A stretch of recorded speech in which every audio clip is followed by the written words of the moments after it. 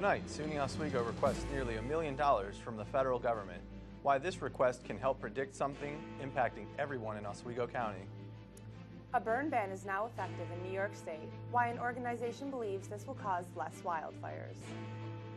Disease is spreading amongst those in ICE custody. How over 2,000 people quarantined caught it. WTOP 10 Nightly News starts now.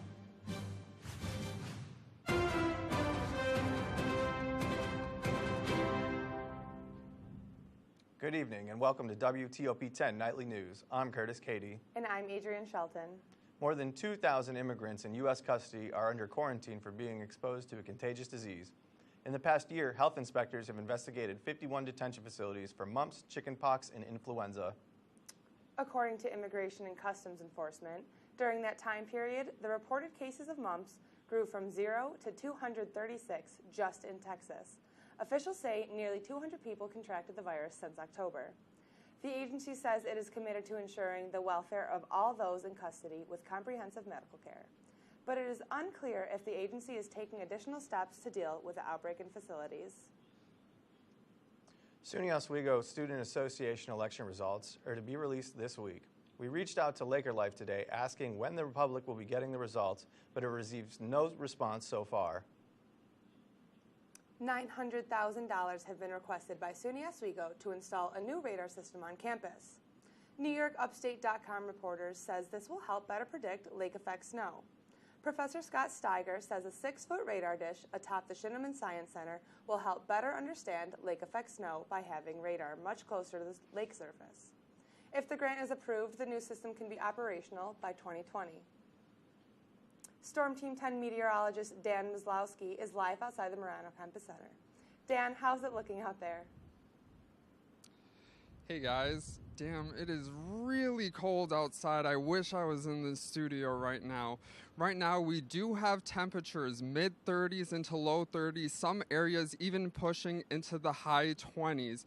Now, what does that mean? We also have really high wind speeds, 25, 26 miles per hour.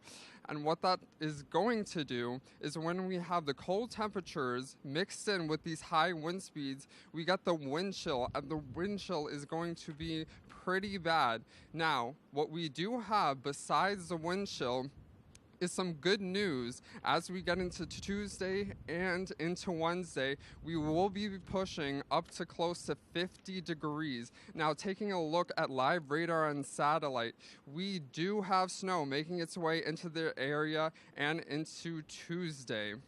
Now, with all of this, we're going to have more coming up. Back to you guys. Thanks, Dan. Popular local seafood on Lake Ontario's seashore will be on the menu at Oswego County's Salvation Army's Guest Chef Dinner. Oswego County News now says Rudy's Lakeside Drive-In will host the event on March 21st. In 12 years hosting the event, Rudy's has served over 2,000 meals and raised over $20,000 for the Salvation Army. The drive-in will be open to the public on March 27th. The 21st entry of the Marvel Cinematic Universe hit theaters last weekend. Reporter Brandon Cortez has more to say about local superheroes. Thank you, Adrienne. Captain Marvel was released last weekend, and the movie's about a female lead overcoming her challenges. Now, nationally, there's a club called Girl Up that helps women empowerment all over the world.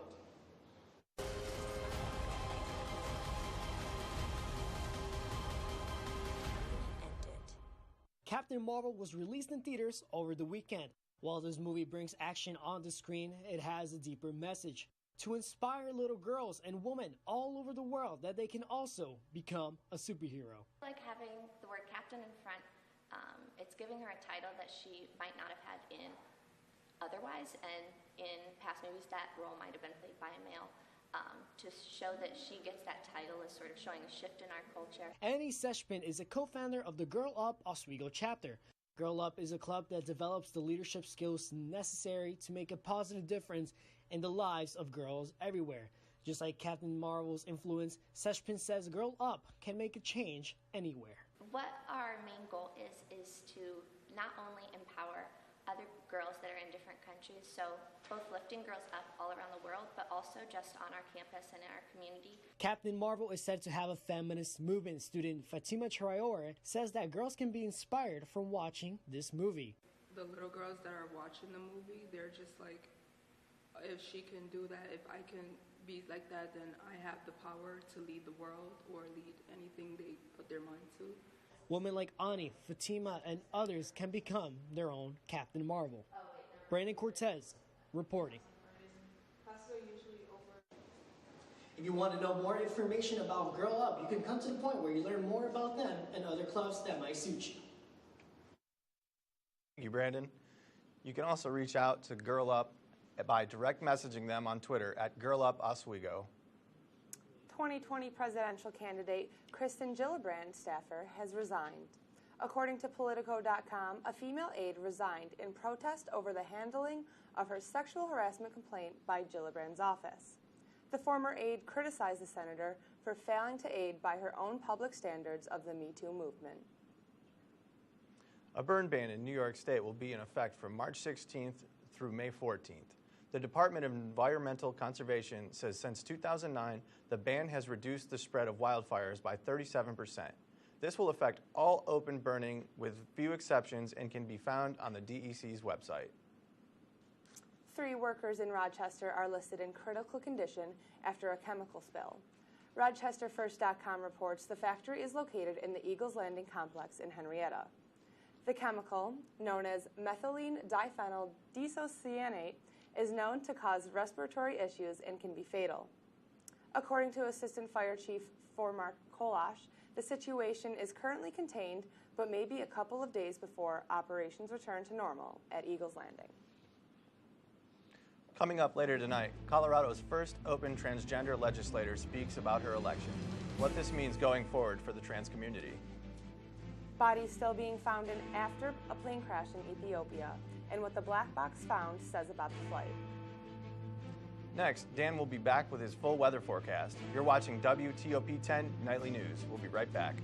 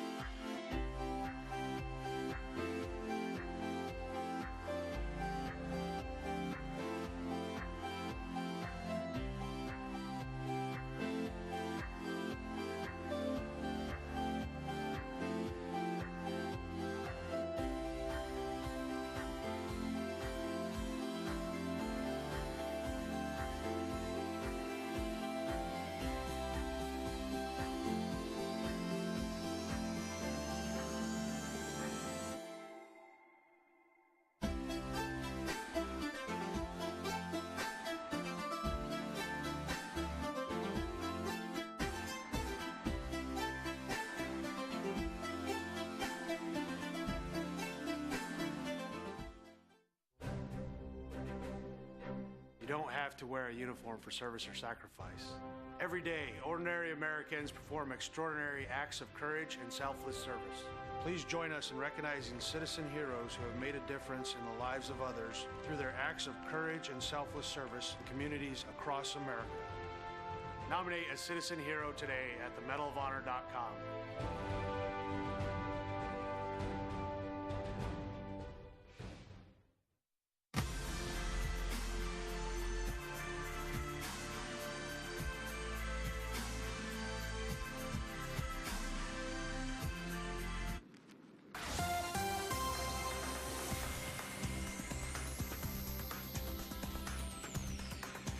Good evening, Storm Team 10 meteorologist Daniel Maslowski here with your check-in on the weather. Current temperatures outside fairly cool. We do have mid to low 30s and some areas even pushing into the high 20s. Areas such as Harrisburg if I could move so that you could see this really quickly, 26 degrees, Lowville 30, and fairly consistent 31 in Fulton, Phoenix, and Oswego. And this is fairly consistent throughout the region. I think there's only one area that's pushing a little bit higher, Albany at 36 degrees. Now, when we pair this with the high winds that we have mainly on the coast of Lake Ontario, we have areas such as Oswego, which is at 26 miles per hour, and we do have Williamson at 25 miles per hour. This is going to cause some pretty cold, feels-like temperatures, which is the wind chill.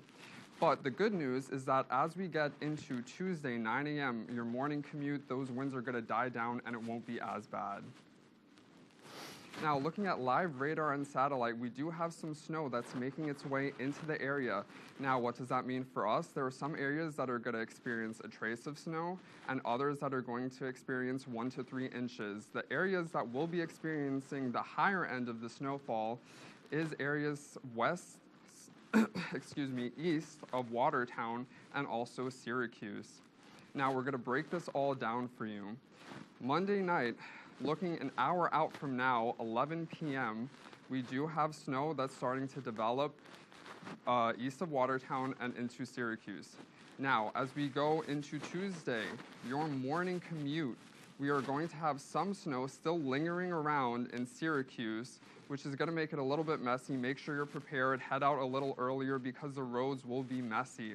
And then as we get into Tuesday afternoon around 7 p.m., it won't be too bad because the snow will have moved east and we will have partly cloudy to clear skies.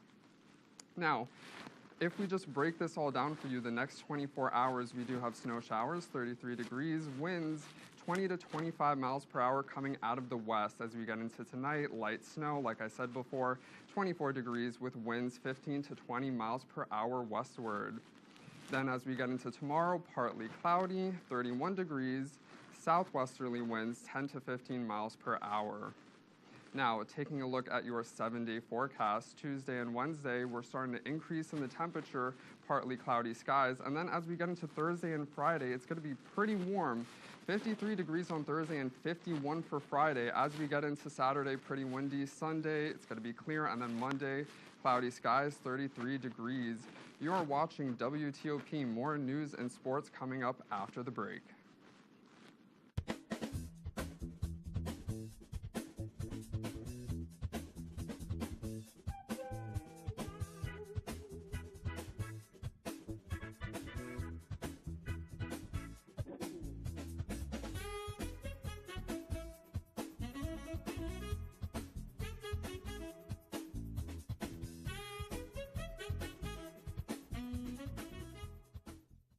Most of us like to be out in the sun.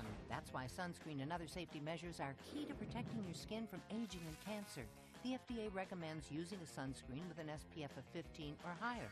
Also, look for broad spectrum on the label. That means both harmful ultraviolet A and B rays are blocked. Remember, SPF plus broad spectrum equal healthy fun in the sun. Visit www.fda.gov/sunscreen for more information. A message from the U.S. Food and Drug Administration.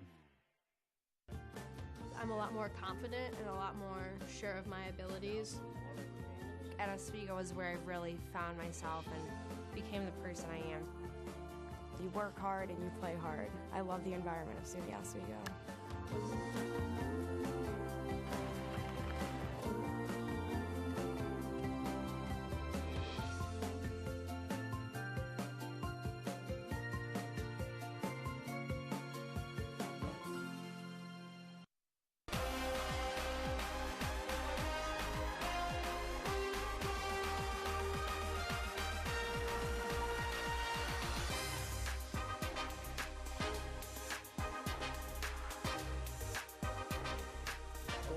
David Richey. I mean, they were. Do you think Bryce Harvey, Tommy John survivor, Nathan Eovaldi?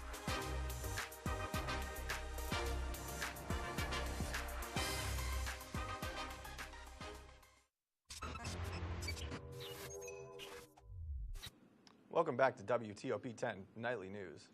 White House Press Secretary Sarah Sanders delivered a press briefing for the first time in 42 days.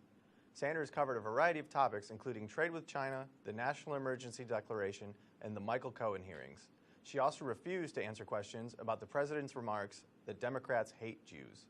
Today ends the longest stretch without a briefing under the Trump administration and is only the second in 82 days. If you aren't a fan of changing your clocks each year for daylight savings time, President Trump doesn't mind stopping it. He tweeted on Monday, "Making daylight savings time permanent is okay with me, but if he wants to eliminate the legal requirement of falling back an hour each year, he will need congressional approval." Most states actually observe 8 months of daylight savings time and just 4 months of standard time. A common justification for keeping the time change is the belief that Americans use less energy with extended summer daylight hours, but studies have found that is not the case. Today, President Trump announced his 2020 budget to Congress. He proposed to cut funding to programs like Medicare and increase defense spending. The $4.7 trillion budget proposal isn't likely to pass through the Democratic-controlled House, but it stands as a statement of the president's priorities heading into this re-election campaign. Although the president's 2016 campaign promised not to touch Medicare or Social Security, the budget proposal would reduce Medicare spending by $845 billion over 10 years. Trump administration officials described the plan as a return to fiscal sanity. Hundreds of people gathered at the University of Colorado's Boulder campus to hear from the state's first openly transgender state legislator. Dylan Thomas reports.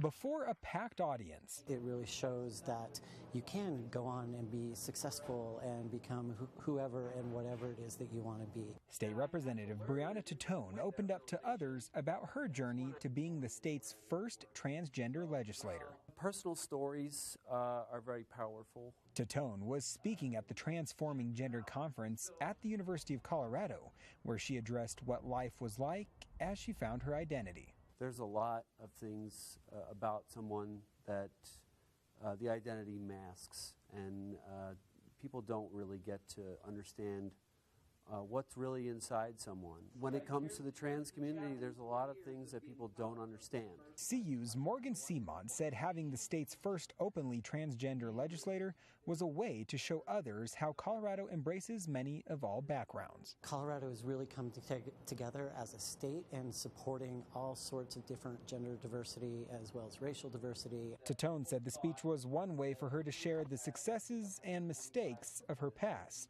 while hoping others will learn from them.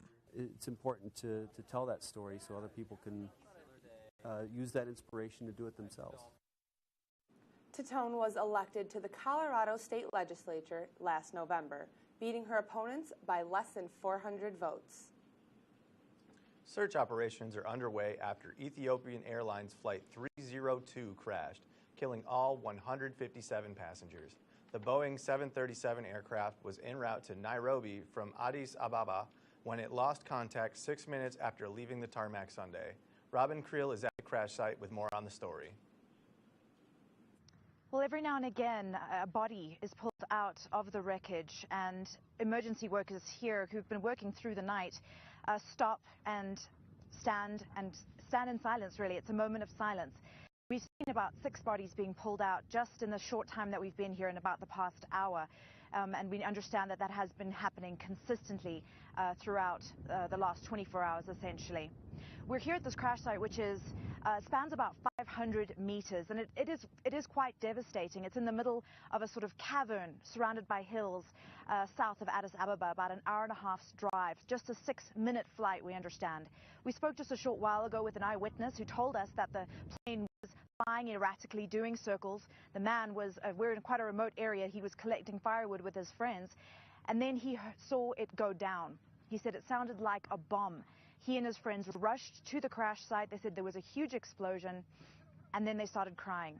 And that is really a sense of what you get here at the crash site is immense tragedy, but also Ethiopians feel immensely passionate about what has happened. They are very proud of their national airline. They're very proud of their country, and they keep apologizing and saying that they feel sorry for what has happened, even to us as journalists.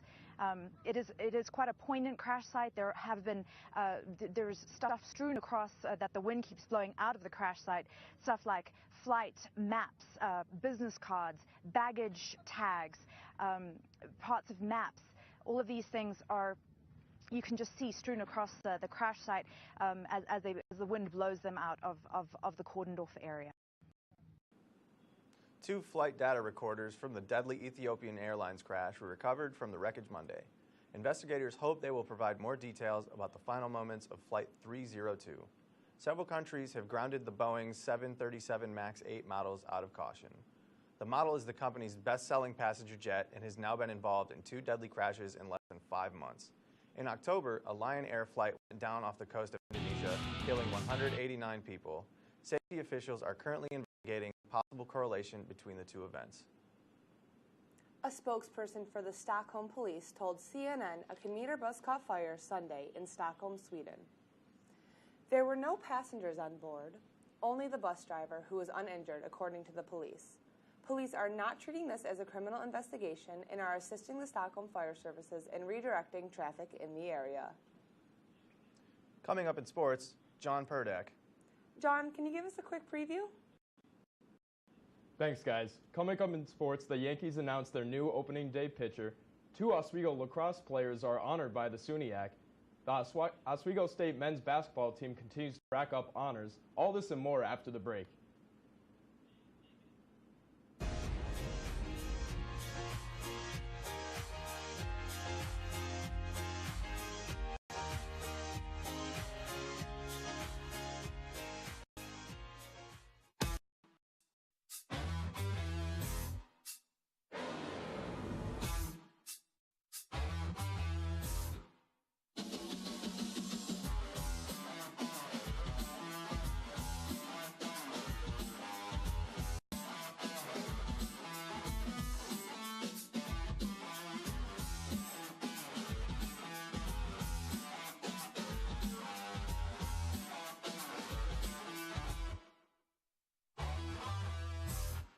What would happen if I had to pick up the phone, call 911 for one of my family members or one of my neighbors? What would I do if no one was on the other end to respond? What if there was no 911?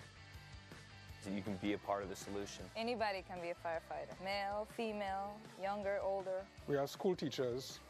We have leaders in business. Is me, you, anyone that wants to be. There is no typical firefighter. Hey guys, when we're not doing the real deal, what do you like to do in your free time? Well, I like to watch WTOP 10 movies on demand. Yeah, me too. You know, they have such a wide variety of films that anybody on campus can watch. And it's free. And it's free. How do I get to this movies on demand? Well, all you have to do is go to WTOP10.com and click the Movies on Demand tab. Hey, let's go watch one right now to review on our next show.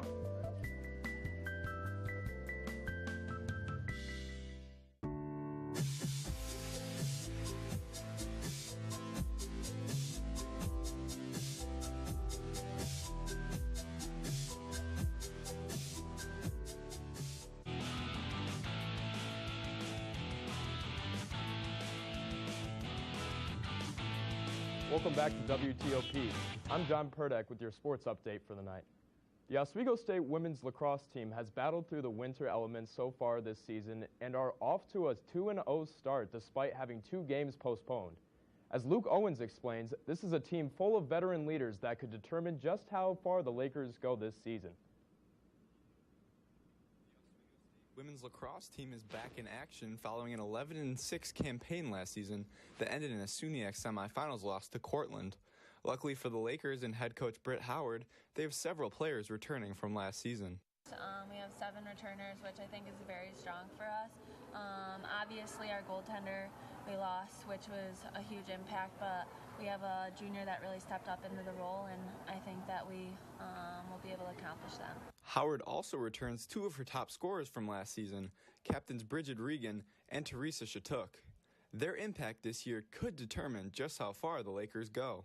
I mean, they're very strong on and off the field, both academically and athletically, and the girls really look up to them. The Lakers are off to a 1-0 start this season following a win over Clarkson. In that game, Teresa Shatuk tallied 7 points. We came out just shooting goals at them. We got a little tired at the end, but we brought it back. It kind of just sets the rest of the year, because last year we lost to Clarkson, and then the rest of the season it kind of was up and down. But I feel like with a strong start, we can maybe finish out the season strong too. Another opponent the Lakers have had to battle is this weather. Due to snow, 2 games against St. Lawrence University have already been canceled this season, and that's affected the way the Lakers have prepared for these games. I get in such a game mode and get ready for these games, and then they get canceled and the weather is crappy and we can't go outside and play. It really does blow. With almost a full slate of games remaining, the players seemingly have one goal in mind. I definitely want to make it to SUNY, because I don't really want to beat Cortland. It's a big goal for us this year. Luke Owens, WTOP 10. The Lakers will be back in action on Wednesday afternoon to make up the postponed game against St. Lawrence University. The game begins at 4 p.m. at Laker Turf Stadium. In other news, Oswego State's Teresa Shattuck and Evan Hallfelder of the women's and men's lacrosse teams were selected as the SUNYAC Athletes of the Week in their respective sports. Shattuck scored 12 points along with a new school record 11 assists in the team's win over Lycoming College on Saturday. Hallfelder led the Lakers to an exciting 16-14 victory over the 4-time NEAC champion Morrisville State on Saturday. The men's team hits the road Saturday to St. John Fisher, and the women's team home against Lawrence University on Wednesday. Over to the hardwood, the Oswego State men's basketball's Tyler Pierre and Liam Sanborn have been named to the 2019 All-East region by D3Hoops.com. Pierre was recognized with the second-team selection and Sanborn with a third-team selection. Pierre ranked top 35 in the nation in rebounds and double-doubles. The point guard Sanborn ranked 10th nationally in the assists and 24th in assists per game. Pierre and Sanborn helped Oswego tie the program record for the furthest postseason run, as the Lakers finished their season in the NCAA championship round of 16. Over to professional sports, the 7-seed Brooklyn Nets look to remain in the playoff picture as they play the 6-seed Detroit Pistons tonight on their home floor. The team split 2 meetings in the opening weeks of the regular season, with the home team victorious each time. Detroit won 103-100 in their season opener on October 17th, and Brooklyn claimed a 120-119 overtime victory on October 31st. The Nets halted a 3-game losing streak with the home wins over Dallas and Cleveland last week and sweated out a 114-112 win in Atlanta on Saturday. Over to baseball, Yankees pitcher Masahiro Tanaka will be the New York Yankees opening day starter March 28th against Baltimore, taking the spot left by Luis Severino with shoulder trouble. Yankees manager Aaron Boone announced that the decision before Saturday night's spring training game with the Orioles, Severino was scratched from his first planned start of the spring training Tuesday after feeling discomfort after throwing his first slider in pregame bullpen season. Tanaka was 12-6 with 3.75 ERA in 27 starts last season. Now we have highlights from the Knicks and Timberwolves over in Minnesota. Jeff Teague at the top of the key crosses over and gets the layup to slide in. Taj Gibson gets the putback, and Taj Gibson looking good on the game. Now we got Knox that passes over to Damian Dotson, who gets a 3 to go up in the second quarter, late in the second quarter. Then 5 seconds left, Jeff Teague from the logo gets a 3 to go all the way in, and the Wolves go up 10 points at the end of the half. Taj Gibson working the post in the elbow. It's a mid-range jumper to go up. Taj Gibson, one of the scoring leaders on the night for the Timberwolves. Then we got Teague at the top of the key, swinging it over to Tyus Jones, who gets the 3 to go. Tyus Jones, another one of those leaders. Gibson working the post again. Gets a shot up and in off the backboard. 25 points, 8 rebounds, and 1 assist on the night for Gibson. Now Alonzo Trier hesitating at the top of the key, gets the 3 to drop in. And the Knicks are only down about 17. Tyus Jones, though, at the top of the key, gets the dagger to go, and this would give the Wolves the 103-92 win over the New York Knicks.